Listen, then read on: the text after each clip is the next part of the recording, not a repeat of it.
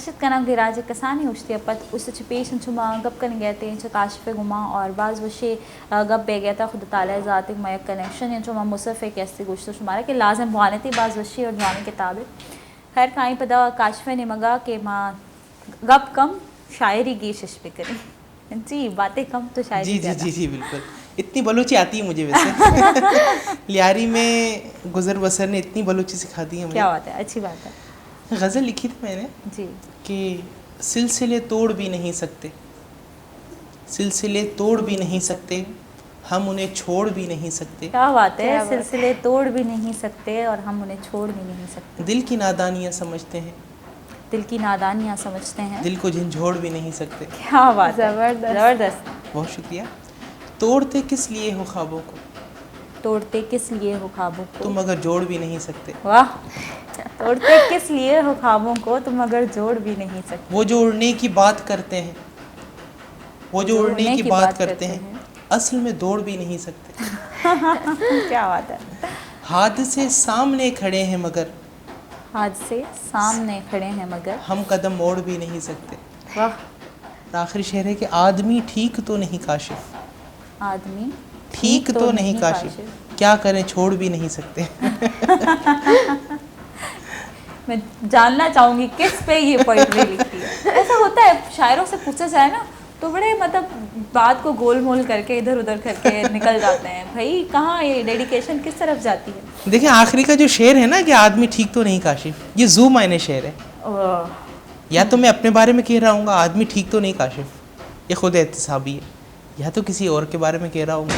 गोल मोल कर दी बात। हाँ तो गोल मोल कर दी, यही तो इस शेर का हुस्न है। बहरहाल लेकिन मैं ज़रूर जानना चाहूँगी क्योंकि मैं जब सोचती हूँ, मैंने जैसे मिर्ज़ा असदुल्ला खां गालिब का जिक्र किया, क्यों किया, क्योंकि मैं सोचती हूँ कि डिकेड्स गुजर गए, मतलब शायद उन्होंने कभी सोचा भी नहीं था कि उनकी लिखी हुई शायरी कभी किसी ज़माने में किसी सॉन्ग का हिस्सा होगा, किसी जो है ना वो फिल्म में एक टाइटल का एक उसको जो है ना वो लक़ब मिलेगा। लाइक उन्होंने शायद सोचा नहीं था कि न्यू जनरेशन उनकी शायरी जब पढ़ेगी तो उन्हें लगेगा कि ये हमारे लिए ही और हमारे अभी के माहौल के मुताबिक लिखी गई पोएट्री है। मैं जब पढ़ती हूँ मुझे ऐसा ही महसूस होता है, मैं जब उनको सुनती हूँ तो मुझे ऐसा महसूस होता है कि कुछ ऐसा ही है, ये शायरी आज के ज़माने में अभी के लिए। जैसे मैं हमेशा से मिसाल देती हूँ कि बागीचाए अतफाल है दुनिया मेरे आगे, होता है शब व रोज़ तमाशा मेरे आगे। लिटरली इस गज़ल को सुनते हो मुझे ऐसा लगता है कि अभी जो ये सराउंडिंग में हमारे माहौल चल रहा है और जिस किस्म के हालात हैं, ऐसा लगता है ये अभी किसी शायर ने लिखा है। तो मुझे बड़ी खूबसूरती लगती है कि इनकी जो वर्डिंग है, उनके जो अल्फाज हैं, उनका चुनाव भी बड़ा खूबसूरत है। बिल्कुल। तो कितना मुश्किल। अच्छा मेरी जो एक फ्रेंड है, मैं नाम नहीं लूँगी वरना वो नाराज़ हो जाएगी, बोलेगी लाइव में मेरा नाम नहीं लिया। खैर उनको ना पोइट्री से बड़ी एलर्जी है। वो कहती है कि यार क्या मतलब एक तो कुछ शायर इतने हैवी वर्ड्स यूज़ करते हैं, अब उसके ही पीछे पड़ जाओ कि उसका मतलब क्या है। जैसे हम स्कूल में पढ़ते थे साथ, तो वो कहती थी यार मुझे बड़ा बोरिंग लगता है कि उर्दू में आती है पोइट्री और ऊपर से इतने हैवी वर्ड्स, अब उसकी गहराई में जाओ, फिर तशरीह करो, फिर तशरीह के लिए अपने अल्फाज चुनो। आप एज ए पोइट क्या कहते हैं, आसान शायरी होनी चाहिए, आसान उर्दू इस्तेमाल करनी चाहिए, या अदबी उर्दू एक शायरी का वज़न जो है ना वो ज़रूरी है इख्तियार करने के लिए?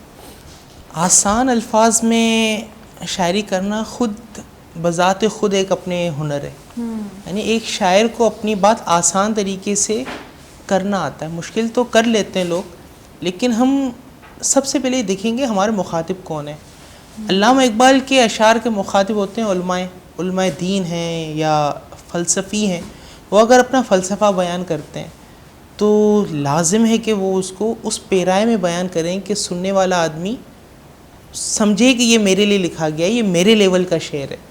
लेकिन जहाँ नासिर काज़मी की बात की जाए तो नासिर काज़मी तो एक आम लोगों का शायर है। अहमद फराज आम लोगों का शायर है। अहमद फराज अगर अपनी शायरी के अंदर मुश्किल उसलूब इख्तियार करेगा तो आम बंदा कहाँ जाएगा। सही बात है।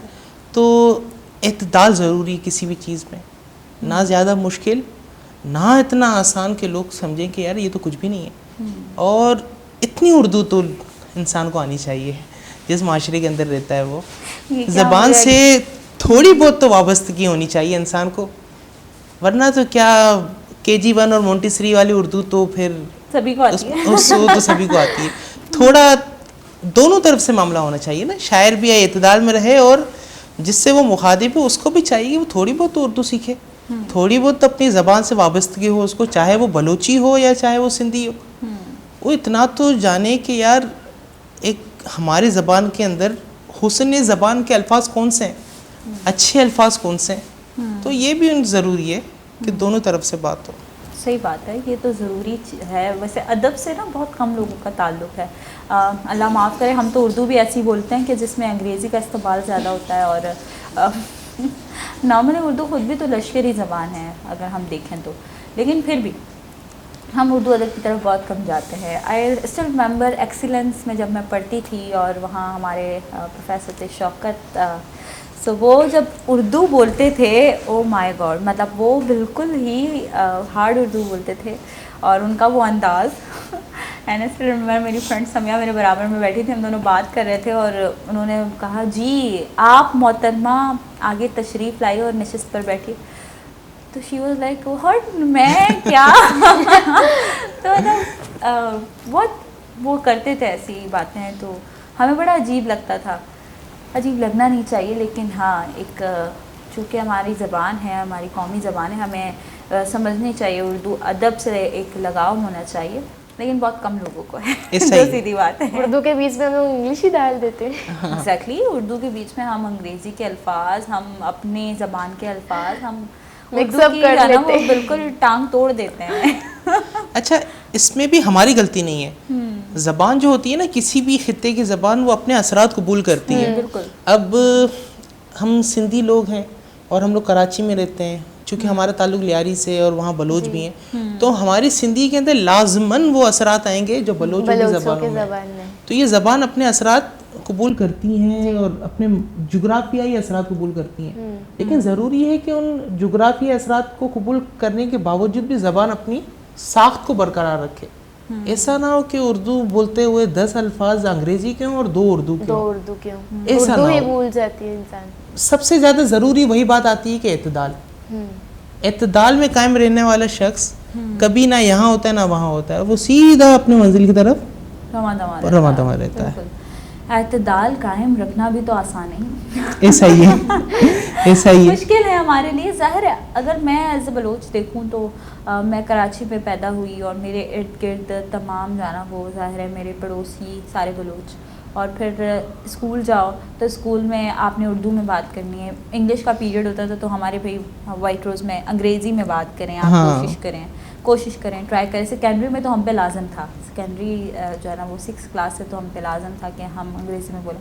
ایون تو سندھی کے پیریڈ میں سندھی لازم تھا. آپ بتائیں, اب بڑی ہنسی آتی تھی کبھی کبھی کہ بھائی ہماری جو ٹیچر تھی مس تامینہ, وہ کہتی تھی کہ کیا چاہیے, تو ہم کہتے تھے میم اریزر مانگ رہے ہیں. تو اریزر, اچھا چاہیے مجھے اریزر کب ہیں بھائی, لائک مطلب واٹ, آپ کلاس میں ہمیں چھوڑیں, آپ ہم اردو میں بات کر رہے ہیں. نہیں بھائی, آپ کو سندھی کیسے آئے گی, آپ سندھی کیسے سیکھیں گی. اچھا ٹھیک ہے, اچھی بات ہے. ویسے اب جا کر ریئلائز ہوتا ہے کہ زبانیں, مختلف زبانوں کا ایک مجھے خود پرسنلی شوق ہے, میں سیکھتی رہتی ہوں. سوائے پشتو مجھے بہت مشکل لگتا ہے, پنجابی, سندھی, باقی تمام لینگویجز پھر بھی مجھے تھوڑی بہت سمجھ آ جاتی ہیں, ایون تو براوی.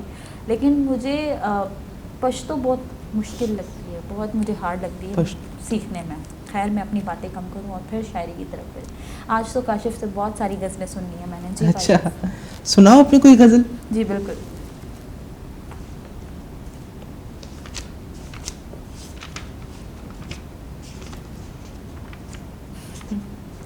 ڈھونڈنا پڑ رہا ہے, لیکن کنفیوزڈ کون سا سنائیں. نہ سنا لوں میں اپنی. ضرور. لکھا تھا کہ ہو اگر اس میں نبی ورد زباں شام و سحر, ہو اگر اس میں نبی ورد زباں شام و سحر, قربتیں اللہ کی ہوں گی عیاں شام و سحر. سبحان اللہ. اس جہاں کی بات کیا ان کا تو چرچہ عام ہے, اس جہاں کی بات کیا ان کا تو چرچہ عام ہے. اس جہاں میں بھی نہیں ہوتی جہاں شام و سحر. سبحان اللہ. یاد کر اے نوع انسان دور قبل مصطفیٰ, ہو رہی تھی زندگی بارے گراں شام و سحر. اے تمنا ہو اگر ممکن تو دکھلا دے مجھے ان کی گلیاں، ان کا در، ان کا مکان شام و سحر. آمین آمین. اے میرے پیارے نبی کاشف کہاں جائے بتا، اے میرے پیارے نبی، اے میرے کاشف کہاں پیارے جائے نبی بتا. کاشف کہاں جائے بتا، لے رہا ہے یہ زمانہ امتحان شام و سحر. کیا بات ہے. ہو اگر اس میں نبی ورد زباں شام و سحر، قربتیں اللہ کی ہوں گی ایاں شام و سحر. بے شک بے شک. نبی کریم صلی اللہ علیہ وسلم کا ذکر ہو، اور کہتے ہیں نا کہ اللہ تعالیٰ کے محبوب ہیں، تو جب محبوب کا ذکر ہو تو ظاہر ہے تو ذکر آسماں تک پہنچتا ہے. اور کہتے ہیں کہ جب آپ نبی کریم صلی اللہ علیہ وسلم پر درود پڑھتے ہیں یا نبی کریم صلی اللہ علیہ وسلم کا کہیں ذکر کرتے ہیں تو نبی کریم صلی اللہ علیہ وسلم اس سلام کا جواب بھی دیتے ہیں. اتنی خوبصورتی ہے اس بات کی. بالکل. ہم جو ہیں وہ بہت لکیسٹ ہیں اس معاملے میں. میں سوچتی ہوں کبھی کبھی کہ درود شریف ایک واحد وہ ایک ایسی دعا ہے یا ایک ایسا سلام ہے کہ جس کا جواب فوری طور پر آپ کو ملتا ہے. بالکل ایسا ہی ہے. اتنی خوبصورت اور بات ہے. بارگاہ رسالت میں وہ پیش کیا جاتا ہے. دیکھیں. نبی اکرم صلی اللہ علیہ وسلم خود سنتے ہیں اس کو، بے شک فرشتے لے جاتے ہیں ان کے پاس. بے شک. تو نبی صلی اللہ علیہ وسلم سے ایک تعلق جو ہے وہ انسان کی ایمان کی علامت ہے، بے شک انسان کے زندہ ہونے کی علامت ہے. بے شک بے شک. بعض اوقات ہم جب دین کا مطالعہ کرتے ہیں اور ہمارے پاس کوئی متعین راہ نہیں ہوتی اور ہم جس پس منظر سے آئے ہوئے ہوتے ہیں اور وہاں پر فلسفہ بھی ہم پڑھتے ہیں، تصوف کو بھی پڑھتے ہیں، علم دین بھی پڑھتے ہیں، تو بہت ساری چیزیں خلط پلط ہوتی ہیں. انسان سوچتا ہے کہ یار کس ڈگر پہ جا رہے ہیں ہم، کچھ سمجھ نہیں آ رہا کہ راہ کون سی ہے یہ اور ہم کہاں جا رہے ہیں، اور کنفیوژن کریٹ ہونا شروع ہو جاتی ہے. وہاں پر نبی اکرم صلی اللہ علیہ وسلم وہ واحد ہستی ہیں جس کو دیکھ کر بندہ کہتا ہے کہ یار مینارہ نوریہ ہیں، بے شک ان کی طرف جاؤ، سارے راستے آپ کو ملنا شروع ہو جائیں گے. بے شک بے شک. ایسے ہی تو نہیں کہا گیا نا کہ خدا تعالیٰ کہتے ہیں کہ زندگی جو ہے نا وہ نبی کریم صلی اللہ علیہ وسلم کی زندگی، ان کا اخلاق ہمارے لیے بہترین نمونہ ہے اگر ہم کچھ سیکھنا چاہیں تو. یقین جانیں زندگی بڑی آسان ہو جاتی ہے اگر آپ سنت نبی صلی اللہ علیہ وسلم پر عمل کرتے ہیں. آپ کے لیے سب کچھ آسان ہے. لوگ انسانیت، ہیومینٹی، پتہ نہیں کیا کیا باتیں کرتے ہیں. لوگ سمجھتے ہیں کہ دین ہمیں انتہا پسندی کرواتا ہے یا اس لیول تک پہنچاتا ہے. ایسا کچھ نہیں ہے. اگر آپ یقین جانیں نبی کریم صلی اللہ علیہ وسلم کی سنت اور ان کی سیرت کو پڑھیں گے تو آپ کو ریئلائز ہوگا کہ کس قدر ہیومینٹی ہے اس دین اسلام میں، اور کس قدر اس پہ فورس اور زور دیا گیا ہے کہ آپ سب سے پہلے انسانیت کو ترجیح دیں. سب سے پہلے آپ یہ دیکھیں کہ وہ شخص سامنے والا کس مذہب، کس ذات، کس بات سے تعلق رکھتا ہے. وہ بات کی بات ہے. سب سے پہلے وہ آپ کے لیے ایک انسان ہے اور اس کی تکلیف، اس کی اگر اس کو آپ ایذا دے رہے ہیں تو اس کا جواب بھی آپ نے دینا ہے اپنے رب کے حضور. بلا سبب، بلا وجہ اگر آپ اسے تنگ کر رہے ہیں یا آپ اسے ایذا دے رہے ہیں تو اس کا جواب آپ نے دینا ہے. ایسا نہیں ہے کہ وہ صرف ایک نان مسلم ہے، وہ صرف ایک کسی اور ذات سے تعلق رکھتا ہے تو آپ اسے ایذا دیں تو آپ کو کوئی پوچھ گچھ نہیں ہوگی. ایسا کچھ نہیں ہے. دین آپ کو باقاعدہ طور پہ سبق دیتا ہے کہ ایسا ہے کہ آپ وہاں جواب دہ ہوں گے خدا کے سامنے. تو خدا را خیال رکھیں اپنی سیرت کا بھی. ہم کہاں سے کہاں پہنچ جاتے ہیں باتوں کا سلسلہ کچھ ایسا ہی ہوتا ہے. لیکن جہاں تک میں کاشف کو جانتی ہوں، کاشف ہماری جو ہے نا وہ قرأت بھی بہت اچھی کرتے ہیں، پلس نعت بھی بہت اچھی پڑھتے ہیں. نعت کبھی پڑھا کرتے تھے، اب دیکھتے ہیں کیا کہتے ہیں آج کل کرتے ہیں یا نہیں. اب تو نعت لکھتا ہوں، اور ابھی آپ نے جو بات کی ہے اسی کو آگے لے جاؤں نبی اکرم صلی اللہ علیہ وسلم کی ذات بابرکت کے حوالے سے، کہ صرف ان کا نام لینا ہی کافی نہیں ہے، ان کے پیغام کو بھی سمجھنا اور اس کو آگے پہنچانا مقصود ہے. اب اس پہ لکھا تھا کہ اے مصطفیٰ کے عاشق کر کام مصطفیٰ کا، اے مصطفیٰ کے عاشق کر کام مصطفیٰ کا، لے جا جہان بھر میں پیغام مصطفیٰ کا. پھر تشنگی کا عالم پہلو میں موت موجود، جو جام ہاتھ میں ہے وہ جام زہر آلود. درکار ہے بشر کو پھر جام مصطفیٰ کا، اے مصطفیٰ کے عاشق کر کام مصطفیٰ کا، لے جا جہان بھر میں پیغام مصطفیٰ کا. تو یہ ضروری ہے کہ ہم نبی اکرم صلی اللہ علیہ وسلم کے پیغام کو سمجھیں بھی اور اس کو آگے لے جائیں. معاشرہ جس ڈگر پہ آج چل پڑا ہے اس کے اندر لگتا ہے یہ کہ یار کس قیامت کا عالم ہے. کاشف اصل میں ہمارے معاشرے میں جیسے آپ اگر شاعروں کی بھی بات کیجیے بڑا کردار رہا ہے. آپ نے بالکل دیکھا ایسا ہے ہی کہ پہلے زمانے میں کہتے تھے کہ ایمان اور اس کو تازہ رکھنے کے لیے، ایمان کو تازہ رکھنے کے لیے انسان مسلمانوں کو بیدار کرنے کے لیے، جیسے علامہ اقبال کی آپ نے شاعری کی بات کی، تو بڑا جنون ہوتا تھا. آپ پڑھ کر ہی آپ کا جو ایک آپ کا ضمیر، سویا ہوا ضمیر، وہ جاگ اٹھتا تھا. ناؤ ڈیز آپ دیکھیں بے ضمیر لوگ گھوم رہے ہیں. بالکل ایسا ہی ہے. ہم نے دین کا فیس ہی کچھ اور دکھایا ہے. بالکل ایسا ہی. معذرت کے ساتھ ہم نے بالکل ایک الگ وے میں انٹروڈیوس کروایا. ہم صرف انتہا پسندی کو پہنچ گئے ہیں. کیوں؟ کیونکہ ہم نے فرقے اور فقے کو بہت زیادہ ایکسٹریم لیول پہ ہم لے آئے ہیں. ایسا ہی ہے.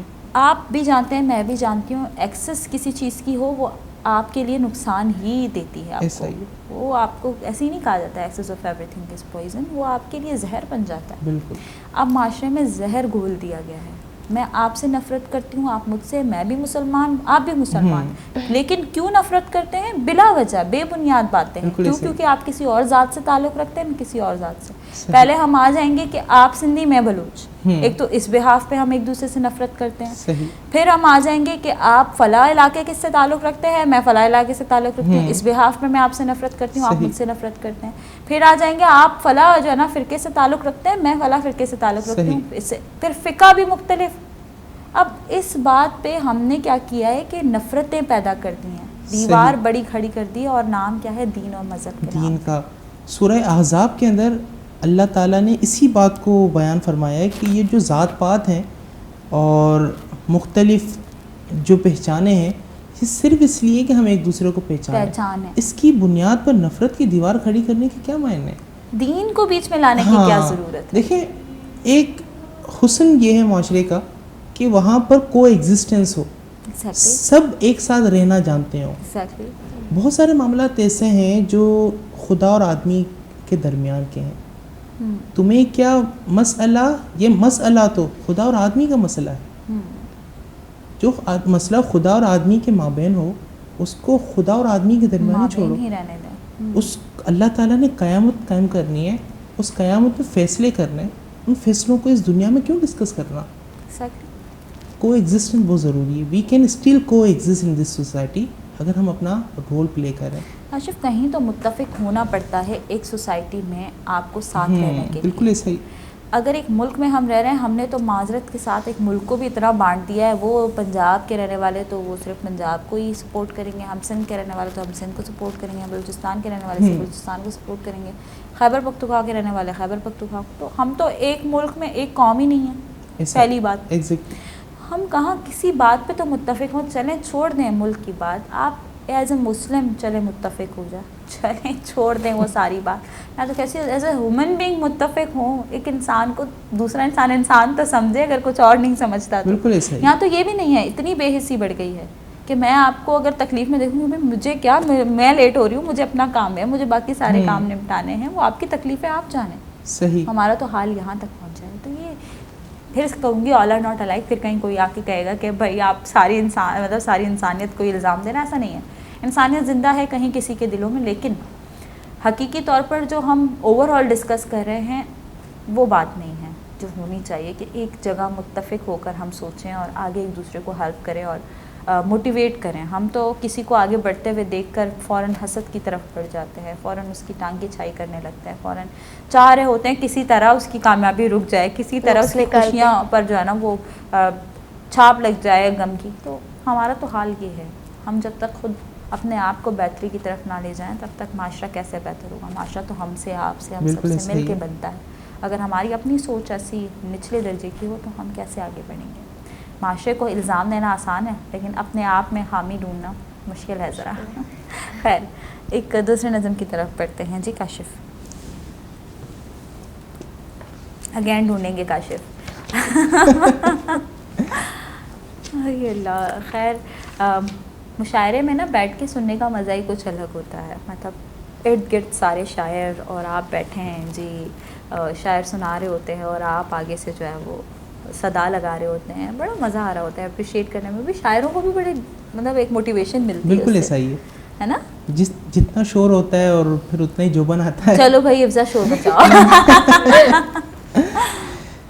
اچھا لکھا تھا کہ اے دل مبتلا جو ہوا سو ہوا، اے دل مبتلا جو ہوا سو ہوا، ہوش کر غم نہ کھا جو ہوا سو ہوا. کیا بات ہے. کہہ رہی ہے نئی صبح کی روشنی, کہہ رہی ہے نہیں صبح کی روشنی, رات کو بھول جا جو ہوا سو ہوا. کیا بات ہے. قصہ مختصر زندگی ہے سفر, قصہ مختصر زندگی ہے سفر, اس سفر کو نبھا جو ہوا سو ہوا.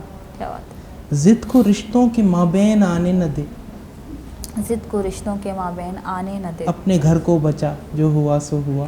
کیا بات ہے. یہ بڑا ایک امپورٹنٹ وہ ہے, دوبارہ میں چاہوں گی کہ آپ دوبارہ پڑھیں. ضد کو رشتوں کے مابین آنے نہ دے, ضد کو رشتوں کے مابین آنے نہ دے, اپنے گھر کو بچا جو اپنے ہوا گھر سو کو ہوا. بچا جو ہوا سو ہوا.